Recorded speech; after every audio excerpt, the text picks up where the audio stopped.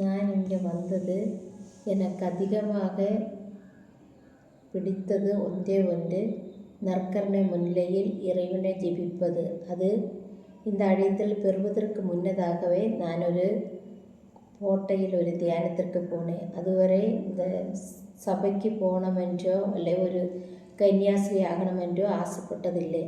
ஆனால் ஃபாதரின் ஒரு தியானத்தின் வழியாக இயேசுவின் திரு ரத்தமானது உச்சந்தலையின் உள்ளங்கால் வரை கழுகப்பட்டதாக எனது தியானத்திൻ്റെ அந்த ரோகசாந்தி நேரத்தை எனக்கு கிடைத்தது.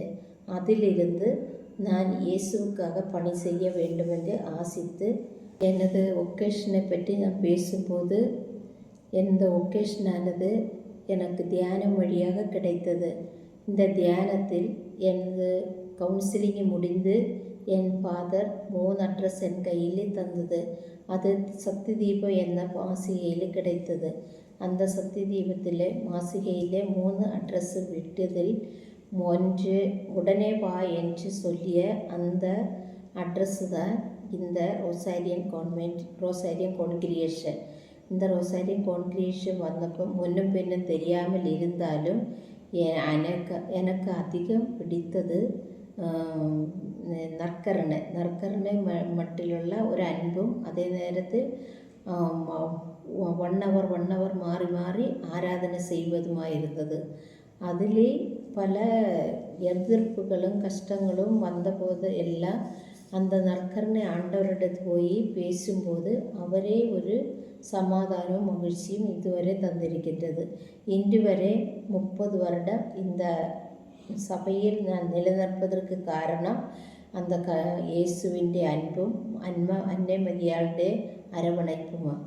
இப்போது நீங்கள் இந்த உலகில் இப்பொழுது நடந்து கொண்டிருக்கும் இந்த யூத்து நேரங்களிலே நீங்கள் எந்த ஒரு சபை வெறும் மரத்தினடியில் உரம் போட்ட ஒரு போல இருக்கும். ஆனால் அந்த மரத்தில் வருന്ന காய்கள் காணும்போது அந்த கனிகள் இவ்வளவும் நல்லது என்பதை உணரும்.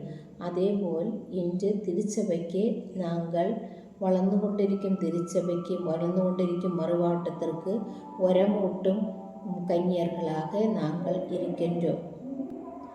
இன்றைய தலைமுறையில் ஒரு புச்சமாக இருந்தாலும் இந்த ஒரு வாழ்வு மதிக்கக்கூடிய எங்களை தேடி வரக்கூடிய ஏராள மக்கள் இன்று ஆலயத்தில் வந்து ஜெபித்து அருளை பெற்று போகின்றார்.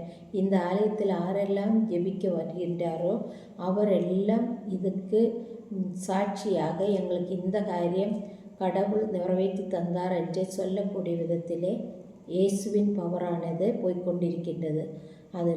ஆகவே நீங்களும் இந்த சபைக்கு வந்து சேருவதற்கு விரும்பினால் முகவரியே சொல்லுகிறேன். ரோசாரியன் கவர்மெண்ட்டு நஸ்ரத்து, புதுக்கோட்டை டிஸ்ட்ரிக்ட், திருச்சி. வந்து பாருங்கள், உங்களுக்காக நாங்கள் ஜெபிக்கிறோம். எல்லாரும் சந்தோஷமாக இருங்க.